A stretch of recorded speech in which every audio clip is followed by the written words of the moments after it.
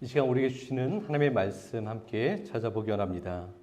신약 요한복음 4장 19절에서 24절 말씀까지 함께 찾아보겠습니다. 오늘 본문의 말씀을 한 절씩 교독하도록 하겠습니다. 제가 19절 말씀을 먼저 읽습니다. 여자가 이르되 주여 내가 보니 선지자로소이다.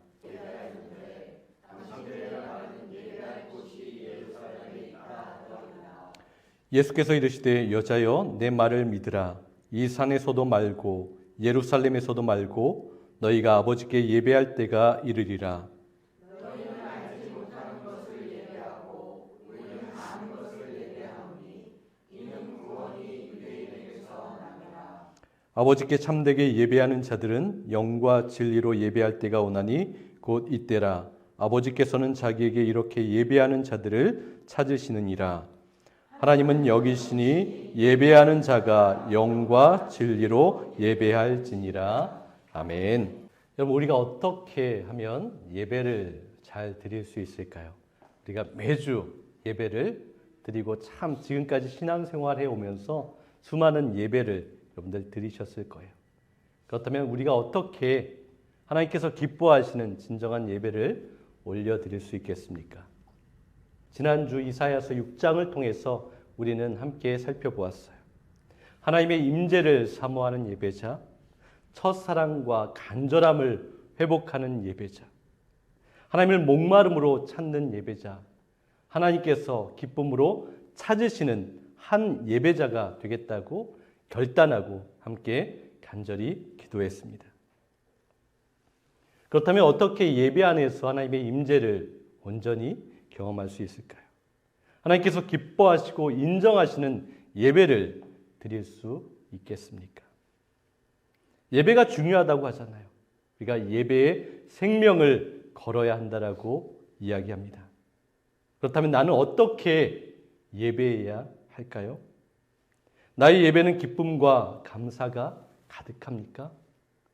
하나님을 진정으로 예배하는 것 분명히 알고 예배하고 있어요. 역대하 26장 16절에서 19절에 기록한 우시야 왕의 모습을 한번 보기 원합니다. 지난주에 잠깐 나눴던 왕인데요. 그의 모습이 이렇게 기록되어 있어요. 우시야가 강성하여짐에 그의 마음이 교만하여 악을 행하여 그의 하나님 여호와께 범죄하되 곧 여호와의 성전에 들어가서 향단에 분향하려 한지라. 제사장 아사랴가 여호와의 용맹한 제사장 80명을 데리고 그의 뒤를 따라 들어가서 우시야 왕 곁에 서서 그에게 이르되 우시야여 여호와께 분향하는 일은 왕이 할 바가 아니요 오직 분향하기 위하여 구별함을 받은 아론의 자손 제사장들이 할 바니 성소에서 나가소서.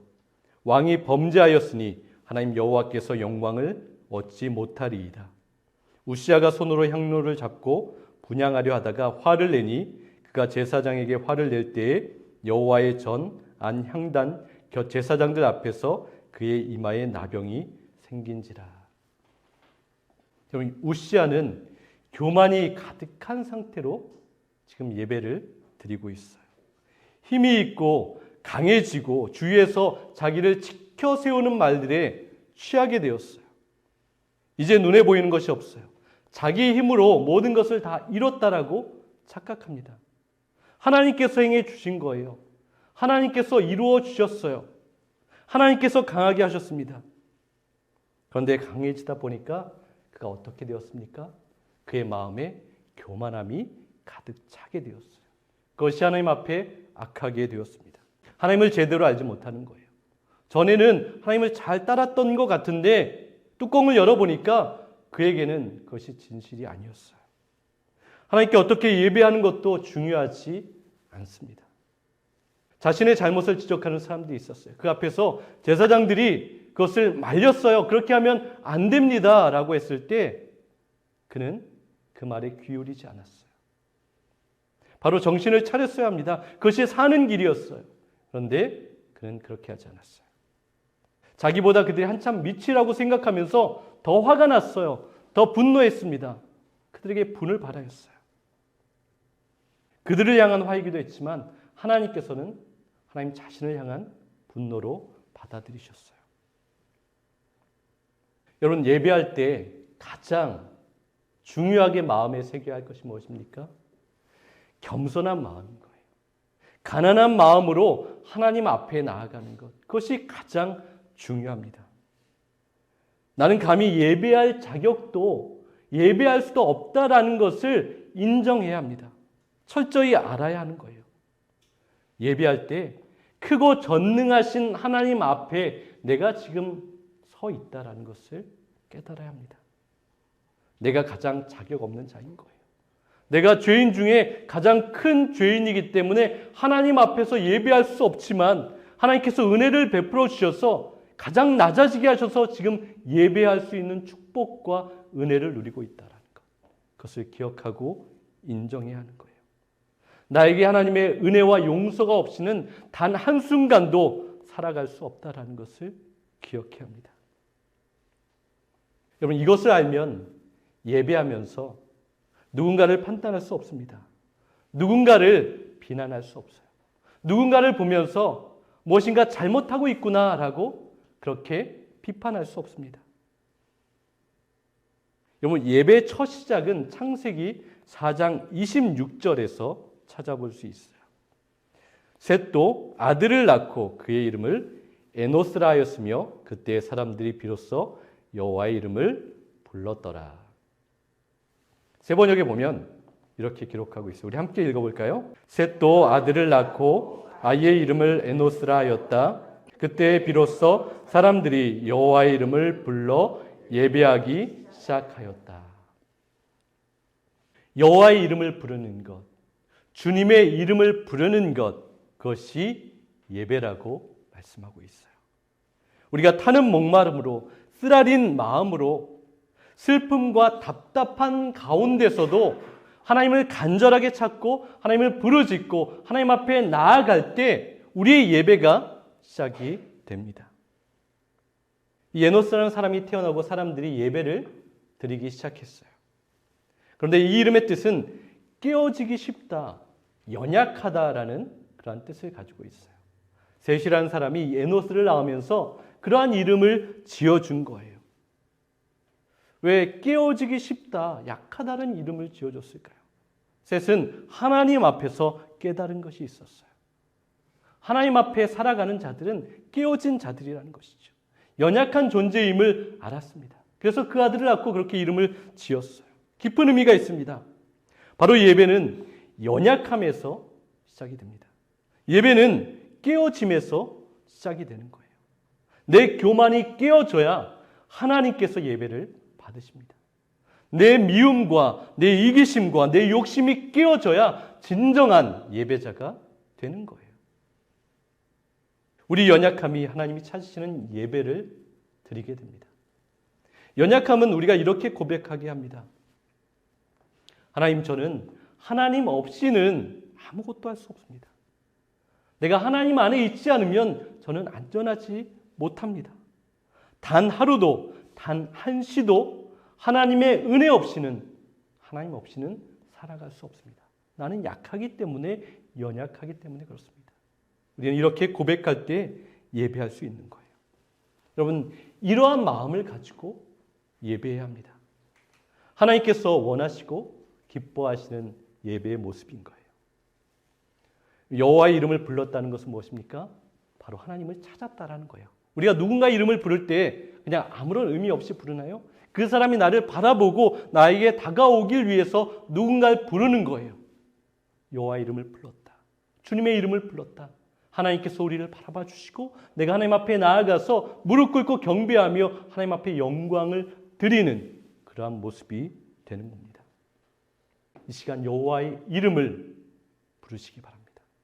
주님의 이름을 부르십시오. 오늘 본문 요한복음 4장에도 완전히 깨어졌던 한 여인, 연약했던 한 여인이 등장합니다. 그 여인이 결국에는 하나님께서 기뻐 받으시는 예배자로 변했던 모습을 우리에게 보여주고 있어요. 사마리아 수가성에 살았던 이 여자는 햇볕이 가장 뜨거웠던 정오의 시간에 큰 물 항아리를 치고 물을 길러 가고 있습니다. 그때 당시에 중동에는 굉장히 해가 뜨거운 시간이에요. 아무도 이 시간에는 나오지 않습니다. 일반적으로 여인들은 좀 선선한 때에 해가 좀 진 시간에 그룹을 지어서 여인들과 시시콜콜한 이야기를 나누면서 물을 길러 오는 것이 당연한 모습이었어요. 그런데 이 여인은 언제나 혼자 왔습니다. 누군가와 마주치는 것이 불편한 것이죠. 누군가 이야기하는 것이 싫습니다. 다른 사람이 자신을 보면서 수군거리는 것을 듣기 싫은 거예요. 이 여인은 지금 6번째 남자와 함께 살고 있습니다. 그녀의 개인사에 대해서 정확하게 설명하고 있지 않지만 참 파란만장한 인생을 살았던 것은 분명한 것 같아요. 사마리아 여인은 외롭고 고달프고 목마른 삶을 살았습니다. 아무도 오지 않는 시간에 홀로 물을 길러 오는 일은 바로 그녀의 수치였어요. 죄책감이었습니다. 공허한 노동의 반복이었어요. 정말 죽기보다 싫은 모습으로 그 자리에 찾아올 수밖에 없었습니다. 이렇게 깨어지고 연약하고 정말 모든 것을 포기했던 이 여인에게 바로 예수님께서 찾아오셨어요. 그 아픔을 아셨습니다. 그 수치를 이해하셨어요. 그 목마름을 해결해 주십니다. 공감해 주셨어요. 여러분, 그렇다면 우리도 바로 이 여인과 같은 모습으로 살아가고 있어요. 같은 존재예요. 깨어질 대로 깨어지고 상할 대로 상했습니다. 아무 소망 없던 우리를 주님께서 찾아주셨어요. 날마다 우리를 찾아오십니다. 그리고 우리를 싸매셨어요. 우리를 회복시키십니다. 우리를 다시 빚으셨어요.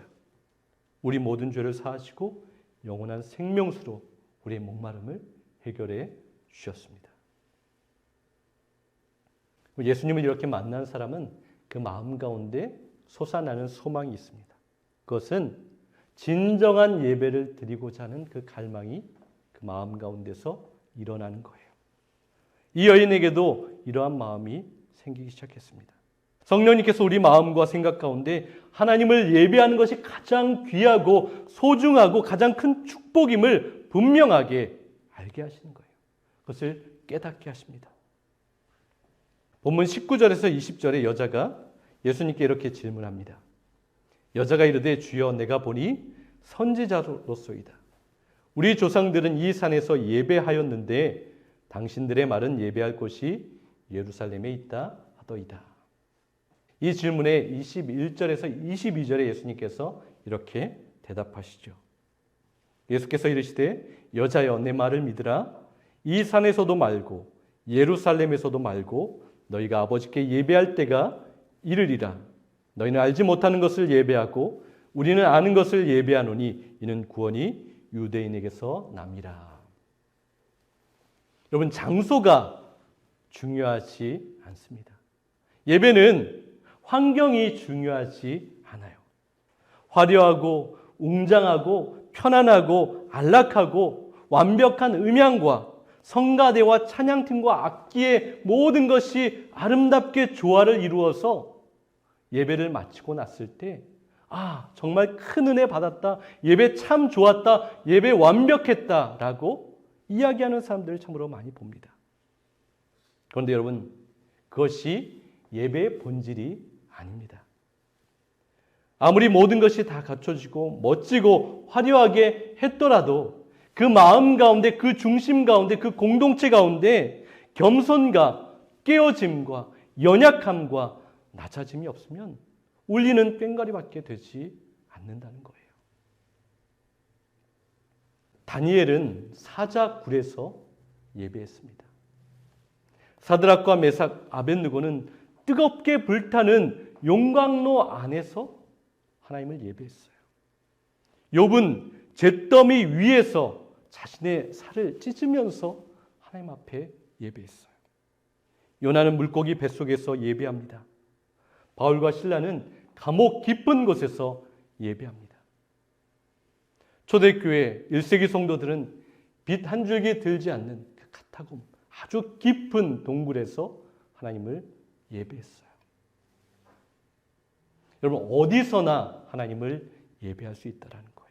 장소가 중요하지 않아요. 그 환경이 중요하지 않습니다. 예배할 때가 중요한 거예요. 하나님께서 내 예배를 받고 있다라는 것, 우리 공동체의 예배를 기뻐하신다는 것을 알고 하나님께서 기뻐하시는 방법대로 예배해야 합니다. 언제나 예배하는 거예요. 기쁠 때, 슬플 때 예배합니다. 감사할 때, 또 원망이 나올 때도 예배해야 합니다. 아플 때, 또 건강할 때도 예배해야 합니다.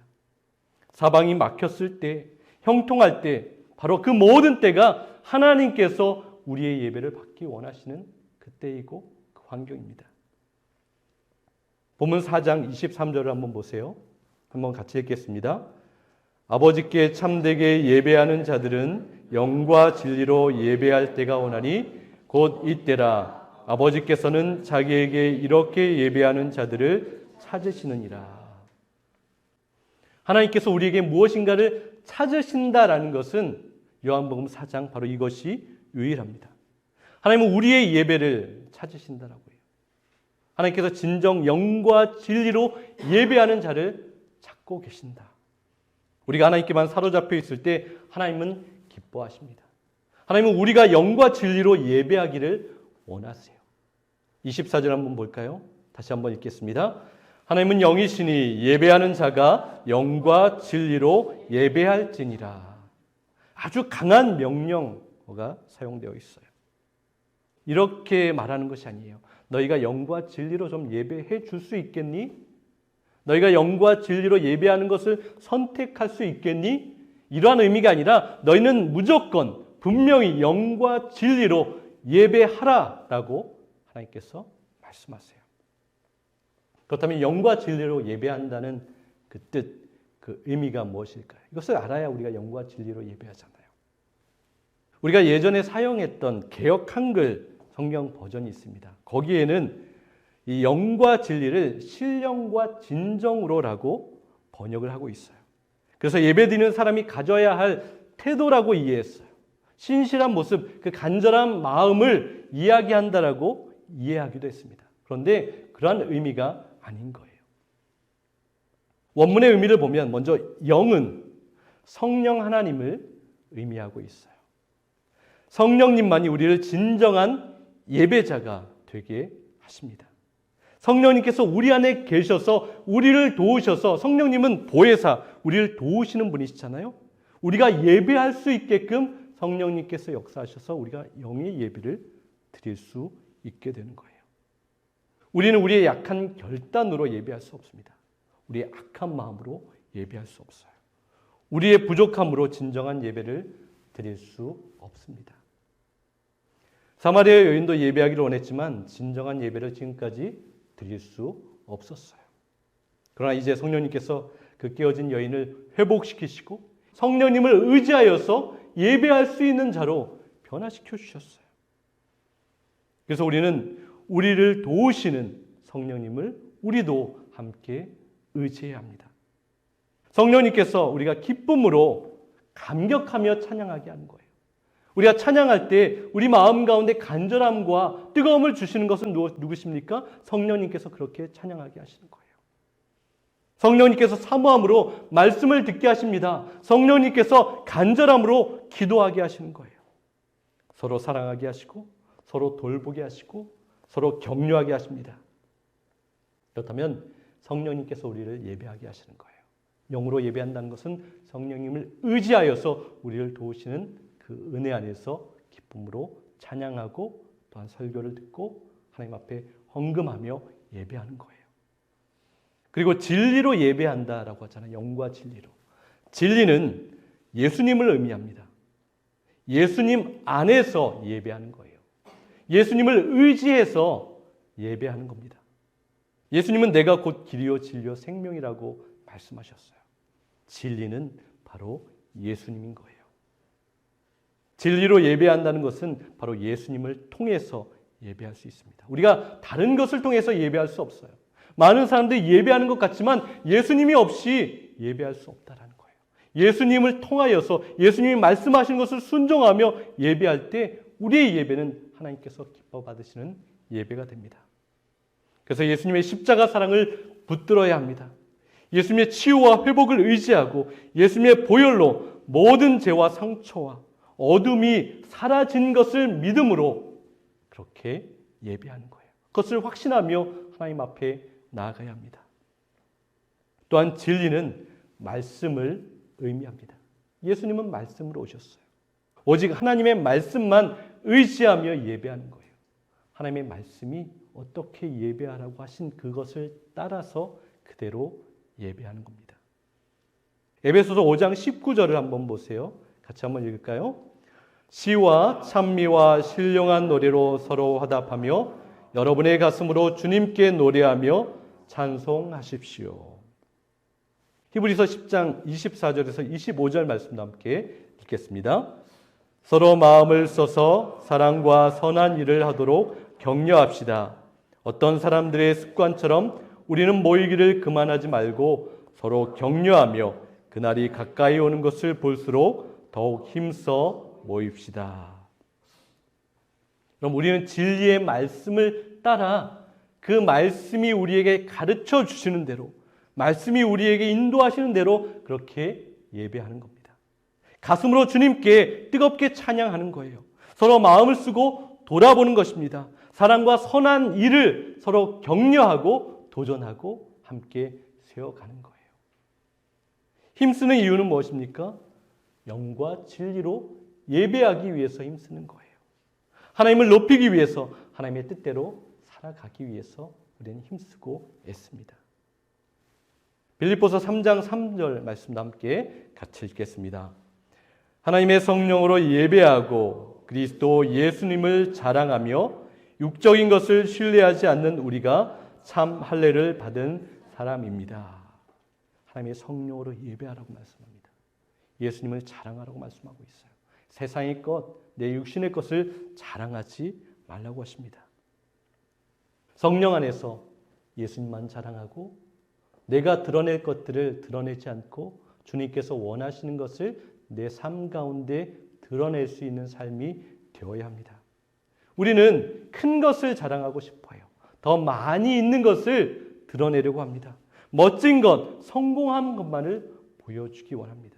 그런데 그것이 아닙니다, 여러분. 날마다 성령으로 예배하고 예수님만을 자랑하는 것, 그것을 나타내고 선포하고 그것을 보여줄 수 있어야 합니다. 예수님께서 주신 생수를 마시고 이 사마리아 여인은 어떻게 됐습니까? 완전히 삶이 변화되었어요. 예수님의 제자가 되었습니다. 놀라운 기쁨과 감사가 그 여인의 마음 가운데서 깊은 곳에서 넘쳐나기 시작했어요. 표현할 수 없는 만족감과 담대함이 생기게 되었어요. 이제 내가 지금 경험한 것, 예수님을 만난 것을 전하지 않고는 말하지 않고는 견딜 수 없는 거룩한 답답함이 그녀 안에 생기게 되었어요. 그래서 이제 자신이 숨어 살던 그 동네로 달려가죠. 자신이 가져왔던 그 물 항아리를 다 버려두고 그 마을로 달려갔습니다. 이전에는 사람들과 마주치는 것조차 싫어했던, 극심하게 싫어했던 여인이었어요. 그런데 이제 어떻게 되었죠?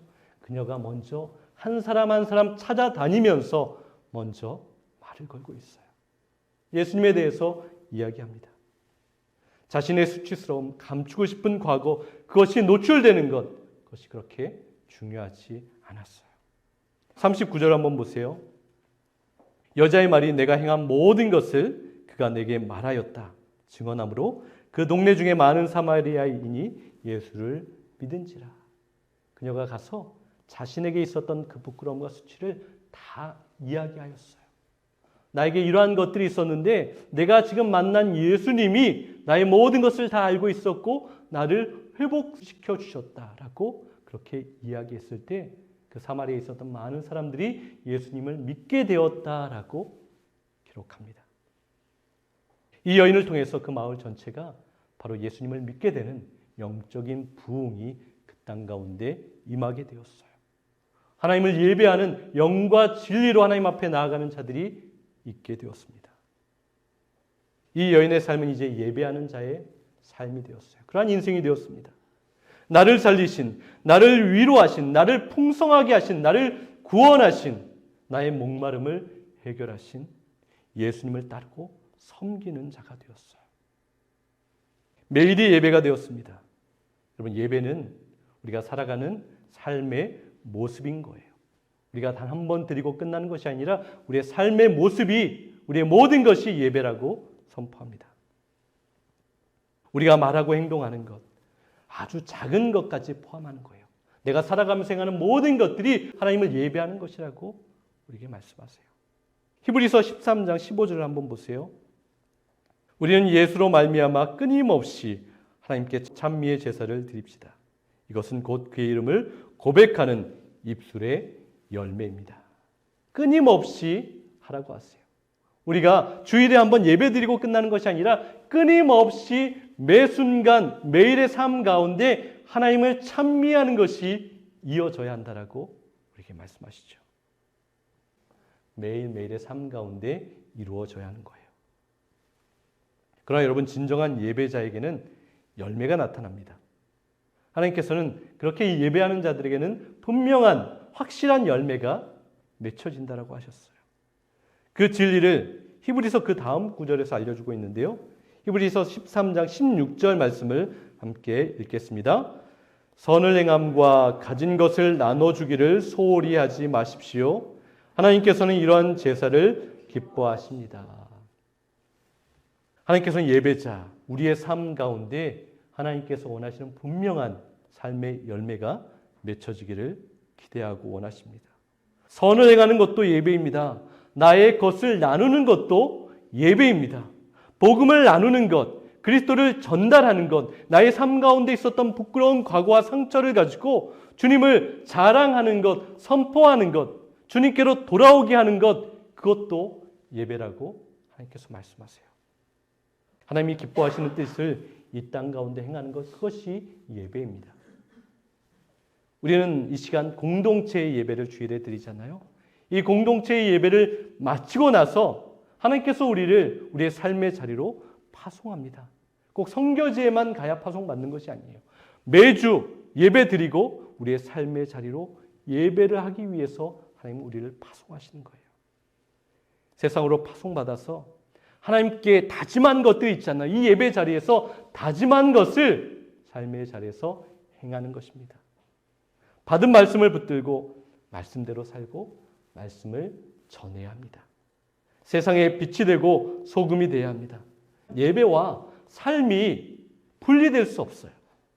우리는 너무나 예배의 자리에서는 거룩하게 하지만 삶의 자리로 나가면서 그것을 그냥 끊어내고 분리된 모습으로 살아가는데 그것이 아니에요. 예배와 삶은 분리될 수 없습니다. 바로 이것이 영과 진리로 예배하는 자의 삶이라고 말씀하십니다. 사랑하는 빛의 교회 여러분, 영과 진리로 예배하십시오. 성령님을 의지하십시오. 예수님을 통하여서 예수님을 바라보며 예배하십시오. 말씀에서 우리에게 강권하시고 도전하시는 그 도전을 받아 예배 삶을 살아내십시오. 그래서 하나님께서 찾으시는, 하나님께서 인정하시는 예배자의 삶을 살아내시는 저와 여러분이 될 수 있기를 간절히 소망합니다.